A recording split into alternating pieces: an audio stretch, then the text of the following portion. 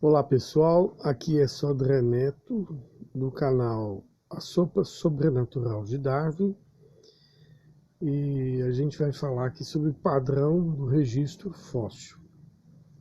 Em primeiro lugar, a gente cita a tese doutoral em Harvard do Dr. Patrick Kurtweise, defendida em 1989, qual teve por orientador Stephen Jay Gould, que é uma das maiores autoridades reconhecidas mundialmente, até pelos darwinistas, em paleontologia. Foi professor de Harvard e orientador da tese doutoral desses dados que eu vou apresentar aqui agora, que 95% dos fósseis são invertebrados marinhos. E fósseis invertebrados custam a fossilizar, precisa de sepultamento repentino, né? Então, o modelo criacionista que fala que houve uma catástrofe na Terra, criando muitos sedimentos e foi caindo sedimentos nos lugares mais fundos primeiro, e principalmente nos sulcos da Terra, no fundo dos mares, né? Então, gerando bastante fossilização numa erosão global nos sulcos da Terra, nas partes mais profundas da Terra, o que de fato é o que acontece. Você vê, a maioria dos fósseis é tudo marinho, né? E inclusive de arquétipos, modelos corporais de seres mais profundos, né? E invertebrados. Então a gente tem essa situação como padrão do registro dos fósseis, né? Vocês podem ver aqui nesse gráfico aqui, eu vou aumentar um pouco. Isso aqui é uma análise do Grand Canyon. Então, por exemplo, você já percebeu que debaixo do Cretáceo, por exemplo, você tem rochas consideradas pré-cambrianas, né? Na verdade, o que acontece? Quanto mais fundo são as localidades, mais vai ter camadas mais profundas, porque numa erosão global, as camadas mais profundas, elas receberiam mais camadas de erosão quando o mar estava varrendo a Terra. Só isso. Então, a coluna geológica, ela representa, né, topografia e não representa tempo, né? Os lugares mais fundos receberiam mais camadas mesmo. Ah, mas tem exemplo de locais fundos em cima nos Andes, no Himalaia. É porque houve soerguimento, né, de rochas marinhas lá para cima quando a crosta da Terra cavalgou em cima da outra, empurrado pela rachadura que houve em algumas partes da crosta da Terra, criando as placas, né? Chamam placas que se movem, tectônicas e tal. São pedaços da crosta que às vezes uma amontou em cima da outra, criando essas grandes montanhas aí. Aí ele levanta para cima o que estava lá embaixo e aí vem fóssil, porque você tem fóssil no Himalaia, nos Andes, e isso tem pouco tempo, porque senão a ventania que tem nesses picos aí já tinha erodido, né? Desgastado essas rochas contendo fósseis, que são rochas mais sedimentares, mais fáceis de ser erodidas pelo vento, que é muito forte, tempestades, que é muito forte no alto dessas montanhas. Então, esses padrões fósseis, eles podem também ser analisados da seguinte maneira. Eu fiz uma tabela aqui, ó, acho que está aqui embaixo. Opa! Eu não vou achar ela mais. Não, eu acho ela aqui no meu... Uma tabela sobre a evidência da ausência e da presença. Essa tabela é bem esclarecedora nesse assunto. Galeria. Aqui, achei você. Então, essa tabela é padrão no registro fóssil. Você vai ver aqui, ó, eu fiz esse trabalho em 2017. Aqui vem os fatos, a evidência de ausência. Em 2017 eu fiz um trabalho que foi publicado em revista científica, e depois essa publicação foi caçada pela patrulha de ateu darwinista. Tinha 3 autores, eu era o primeiro, tinha um segundo autor, o Everton Fernandes, que é autor de vários artigos científicos, foi ele que organizou mais o artigo, e a revisora, né, que fazia doutorado em evolução. Ela estava grávida, fazendo doutorado em evolução na França, e a patrulha darwinista de ateu ameaçou que ela perderia a bolsa se ela não retirasse o nome dela do artigo. Aí foi um fuzuê danado. Pra vocês verem como é que a patrulha darwinista, que foi documentada no Expelled, né, não permitido inteligência na academia, domina a academia. Né?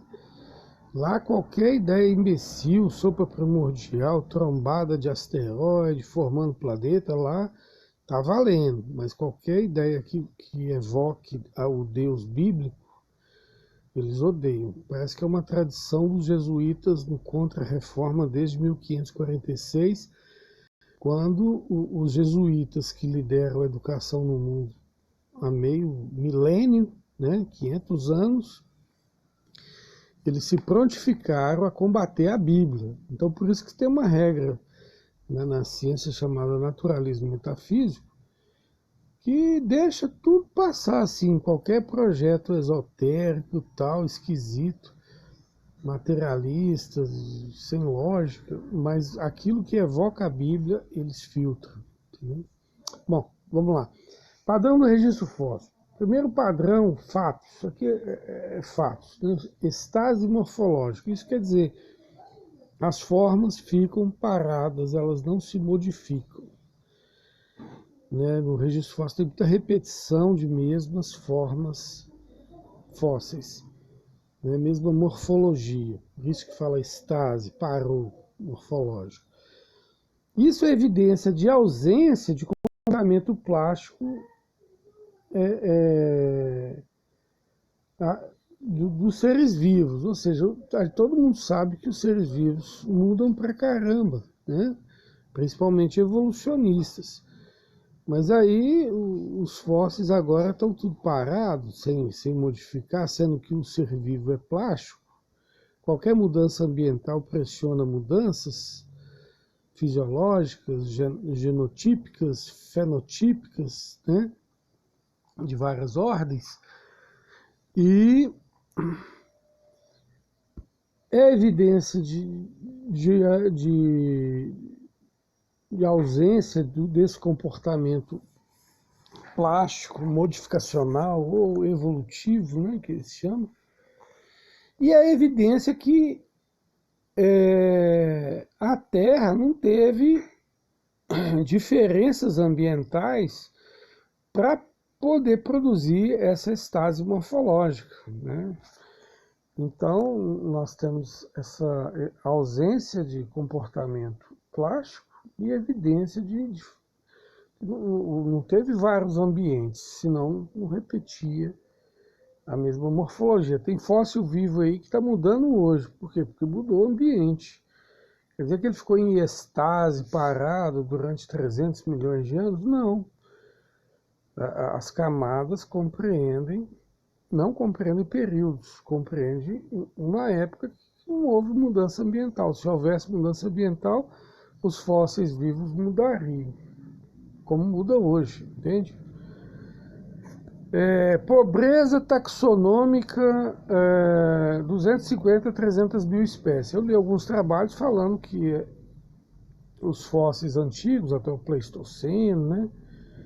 Antes dos fósseis que são formados atualmente, dá 250 a 300 mil espécies. Né? Evidência de ausência de riqueza de biodiversidade pela especiação em tempo real e mecanismos evolutivos atuando.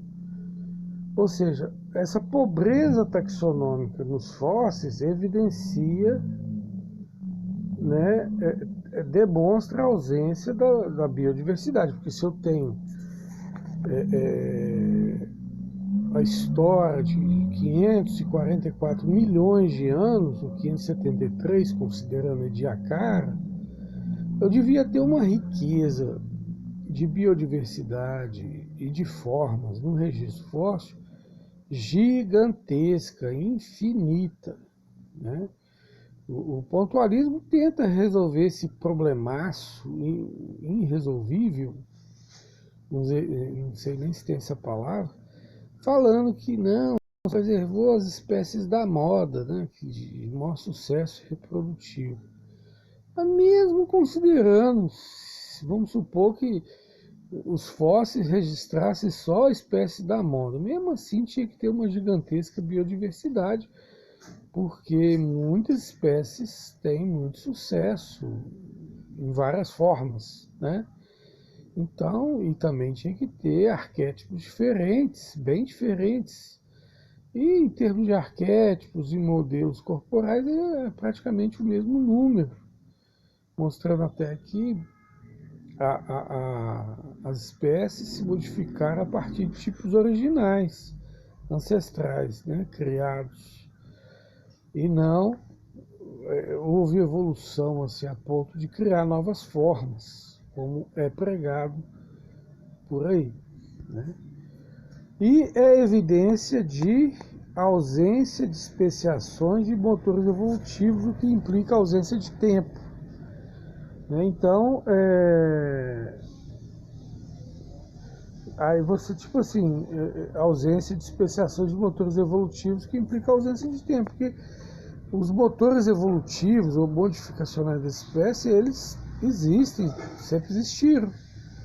Agora, se não aconteceu essa biodiversidade toda, essa mudança morfológica, não houve tempo, né? Fortalecendo essa tese aqui, não houve, inclusive, mudança de ambiente nem tempo.